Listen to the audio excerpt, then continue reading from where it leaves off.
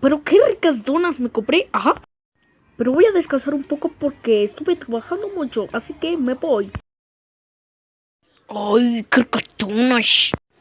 Tommy, ¿qué haces? ¿Cómo las voy a comer? Estuvo riquísimo. ¡Hora de comer mis donas! ¡Homero! ¿Qué haces comiendo mis donas? Ay, perdón, Mickey.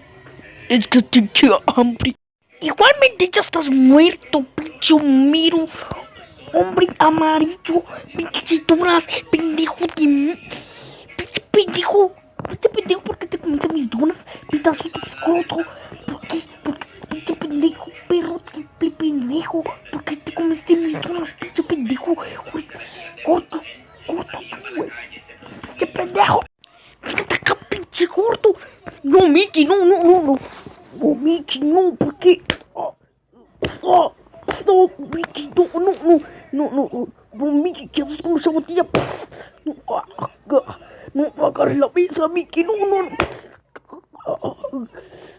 ¿por qué? ¿Qué haces con ese